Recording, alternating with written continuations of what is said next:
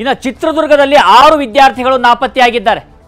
ಈ ಪ್ರಕರಣಕ್ಕೆ ಸಂಬಂಧಪಟ್ಟ ಹಾಗೆ ಈಗ ಬೆಂಗಳೂರಿನಲ್ಲಿ ಶ್ರೇಯಸ್ನ ಅತ್ತೆ ಮನೆಯಲ್ಲಿ ಪತ್ತೆಯಾಗಿದ್ದಾರೆ ಕೆಲವೊಬ್ಬರು.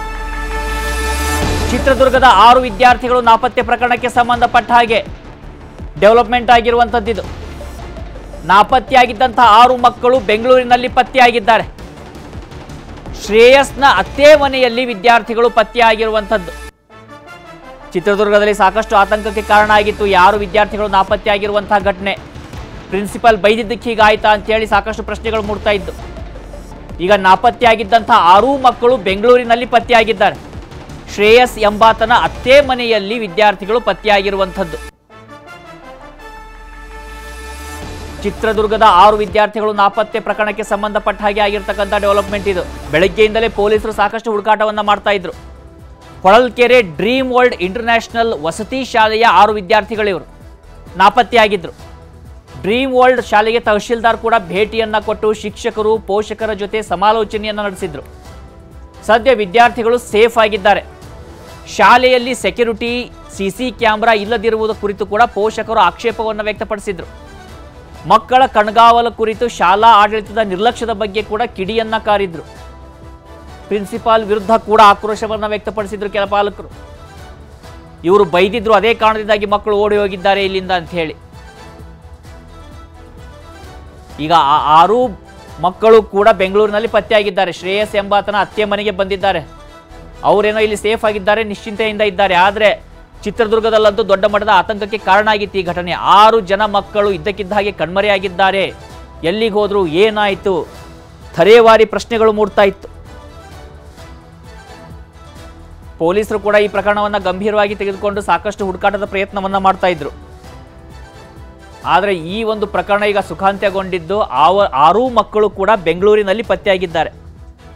ಶ್ರೇಯಸ್ ಎಂಬಾತನ ಅತ್ತೆ ಮನೆಯಲ್ಲಿ ಈ 6 ಮಕ್ಕಳು ಪತ್ತೆಯಾಗಿರುವಂಥದ್ದು.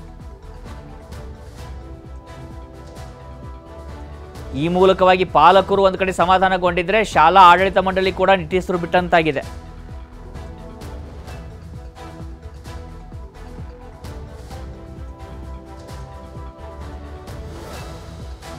ಆರು ಜನ ಮಕ್ಕಳು.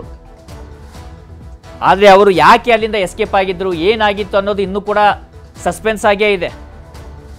ಈಗ ಶಿಕ್ಷಕರು ಬೈದಿದ್ರು ಅನ್ನೋದಾದರೆ ಕೆಲ ತಪ್ಪು ಮಾಡಿದಂಥ ಸಂದರ್ಭದಲ್ಲಿ ತಿದ್ದಿ ಹೇಳಬೇಕಾಗತ್ತೆ.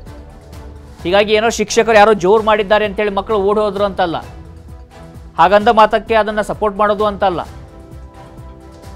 ಆದರೆ ಇದಕ್ಕೆ ಬೇರೆ ಏನಾದರೂ ಕಾರಣ ಇತ್ತಾ, ಅಥವಾ ಕೇವಲ ಫನ್ಗಾಗಿ ಏನಾದರೂ ಅಲ್ಲಿಂದ ತಪ್ಪಿಸಿಕೊಂಡು ಬಂದಿದ್ರಾ, ಅಥವಾ ನಿಜಕ್ಕೂ ಕೂಡ ಅವರಿಗೆ ಅಲ್ಲಿ ವಾಸ ಮಾಡೋದಕ್ಕೆ ಸಾಧ್ಯ ಇಲ್ಲದಂಥ ವಾತಾವರಣ ಇದೆಯಾ?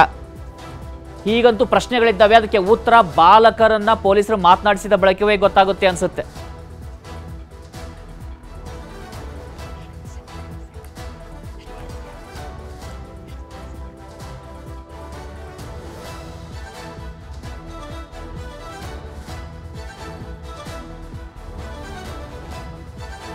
ಇನ್ನು ಶ್ರೇಯಸ್ ಅವರ ತಂದೆ ಈಗ ನಮ್ಮ ಜೊತೆಯಲ್ಲಿ ದೂರವಾಣಿ ಸಂಪರ್ಕದಲ್ಲಿ ಜಾಯ್ನ್ ಆಗ್ತಾ ಇದ್ದಾರೆ. ಅವರಿಂದಾನೇ ಮಾಹಿತಿಯನ್ನು ಪಡೆದುಕೊಳ್ಳೋಣ. ಸರ್ ನಮಸ್ತೆ. ನನ್ನ ಧ್ವನಿ ಕೇಳಿಸ್ತಾ ಇದೆಯಾ?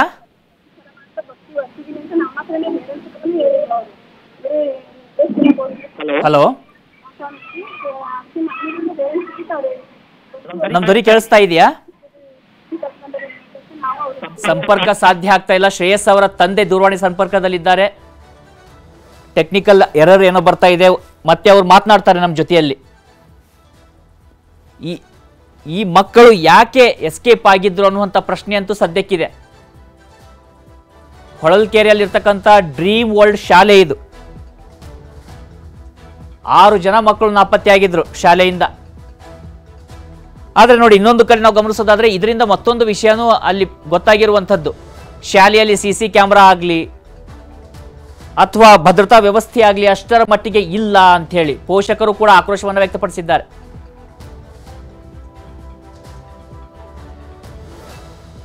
ಕನ್ನಡಿಗರ ಮೆಚ್ಚಿನ ನಿಮ್ಮ ನ್ಯೂಸ್ 18 ಕನ್ನಡ ಈಗ ವಾಟ್ಸ್ಆಪ್ನಲ್ಲಿಯೂ ಲಭ್ಯ. ಕರ್ನಾಟಕ ಮತ್ತು ದೇಶ ವಿದೇಶದ 360 ಡಿಗ್ರಿ ಸುದ್ದಿ ವಿವರವನ್ನ ನೀವು ನಿಮ್ಮ ಕೈ ಬೆರಳುಗಳಲ್ಲಿಯೇ ಪಡೆಯೋದಿಕ್ಕೆ ಈ QR ಕೋಡ್ ಅನ್ನು ಸ್ಕ್ಯಾನ್ ಮಾಡಿ. ನಮ್ಮ ಚಾನೆಲ್ ಅನ್ನು ಫಾಲೋ ಮಾಡಿ, ನೋಟಿಫಿಕೇಶನ್ ಆನ್ ಮಾಡಿ.